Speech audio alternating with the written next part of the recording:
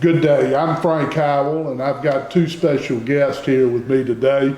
Jody Acosta is our leader of, I guess we call you nuisance species, and two really critical, important programs that he manages for the Delta. There's more than that, but two in particular: bird situation with catfish farms, and then of course feral swine. And Jody, we're going to get into feral swine at a later date, but I want to talk today about Delta Wildlife's bird efforts. And also joining us is Austin Jones, chairman of Delta Wildlife and a catfish farmer, and we're here in his office.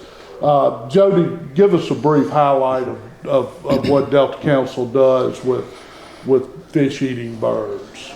So in 2016, Delta Wildlife, Delta Council got involved with the aquaculture program with USDA Wildlife Services to address a need for assistance for aquaculture producers that were having depredation issues caused by piscivorous birds, mainly cormorants and American white pelicans.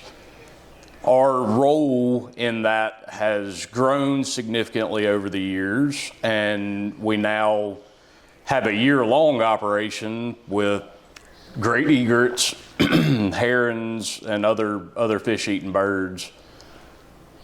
I'm gonna come back to the to how you do that, but I want Austin tell us how critical to catfish farmers and their pocketbooks the management of birds is.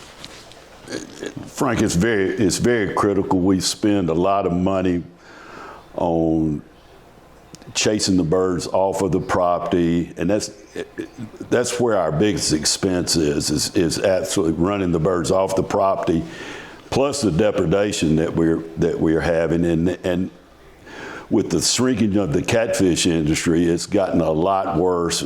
Jody brought up the American great egret on the particular farm we have, where we raise a lot of fingerlings on the farm. It's gotten to be about June, July till it turns really cold. That's got to be a major problem.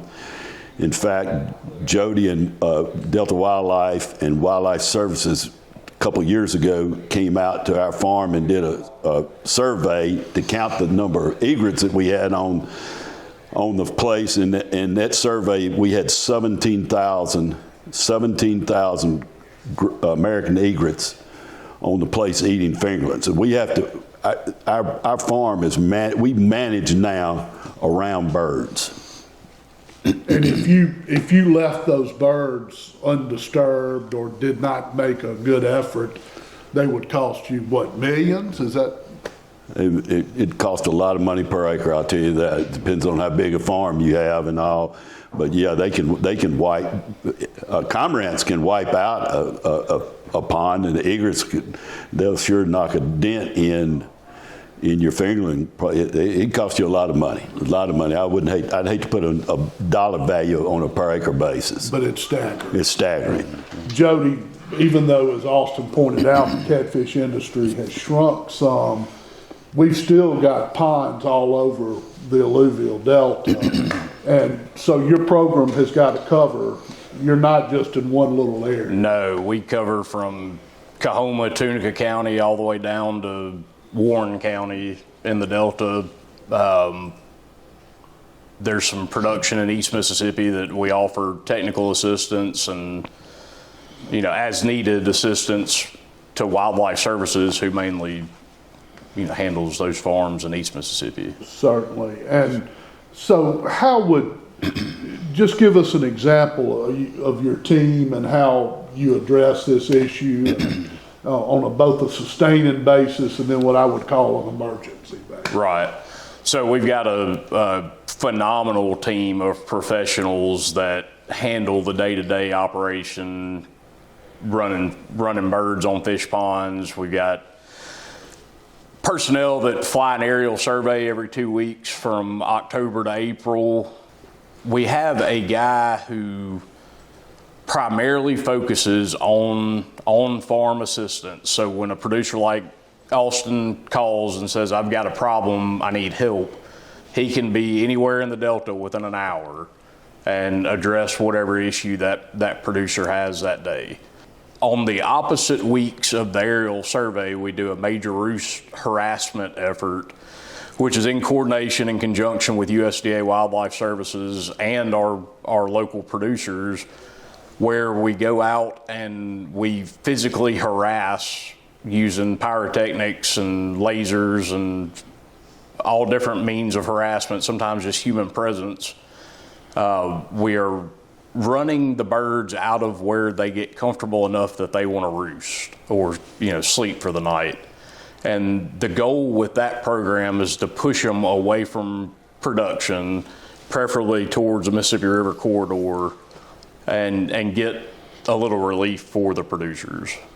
And for people that don't know, they come to Austin's farm and all the other farms in the Delta for a buffet every day, but then they go somewhere else and what do you call loafing or roost? We've got both.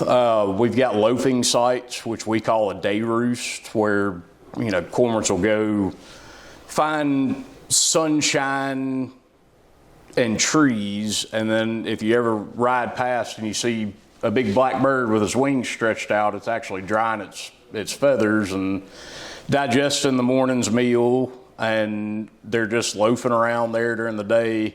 Usually they'll come back and feed after lunch or during lunch, and around sunset, depending on how far their roost site is from the production that they're eating on, they may leave at 2 hours before sunset. It may be 10 minutes before sunset, but eventually they're going to leave production and they're going to go back to those roost sites. And you would think they would be fairly close to production, but one example is we followed cormorants from Itta Bena, Mississippi, that were roosting all the way in Bee Lake.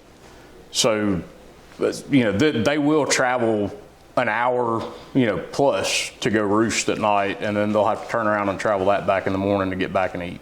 I remember one of y'all telling me that something y'all were looking at now, and I don't know which one of you it was, that pelicans from the coast are flying up to the Mississippi Delta to eat for the day and then go back to the coast.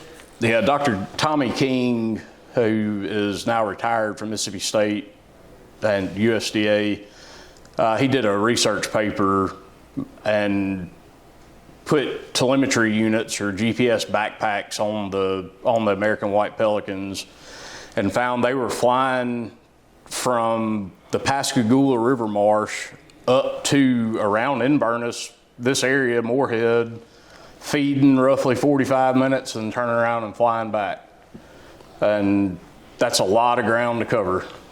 It's a really unique partnership with USDA Wildlife Services, and I'd like for you to touch on that, because you don't see a partnership that works this well between a public agency and a private Correct. entity. Yeah, we're extremely pleased and thankful for our relationship with USDA Wildlife Services and their aquaculture program.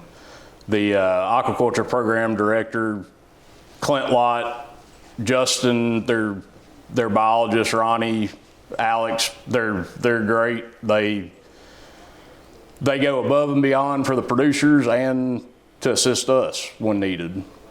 Well, in Austin, to kind of add to that, because this program's been so important to the industry, we've had some champions in Washington, and specifically our junior United States Senator, Hyde Smith, who's really helped this partnership, because the producers tell them how important it is. It's extremely important, and these guys are professionals at what they do. You wouldn't think that you could go out on your farm and just ride through chasing birds off, but that's not how you can't. It doesn't work. You have to have a plan, and these guys have helped us. They provide us assistance in helping our labor understand the program of how to run the birds off, and they'll get side by side with us and and help us at the same time. When birds are present, Jody, how often are you communicating with the people in the industry? Daily. Yeah. I mean, it's multiple times daily. I end all of my email communication with our producers. If you ever have a problem or a need for on-farm assistance, please don't hesitate to call me at any time. And we mean that. We are glad to help. We enjoy helping, and we're a phone call away. Austin, a fish farm is just like any other business. You got people coming and going all the time, employees, and how do you maintain information for new employees that come to your farm? If we get some guys and don't know what they're doing, we'll call Jody and Delta Wildlife, and they have a program. What do you call it, Jody? We call it the Bird Running 101 class. And they'll come out to the farm, show us how to use pyrotechnics, what the procedures to running birds off farm, and really just sit down and show the guys how to efficiently run the birds off the place. We spent a long time dialing in that instructional syllabus. We've got a bilingual. That's right. Got videos. We've got videos. We've got translated copies of paperwork, and before we leave, we hold all but hold their hands on making sure they know how to safely, number one, but also efficiently harass birds with pyrotechnics.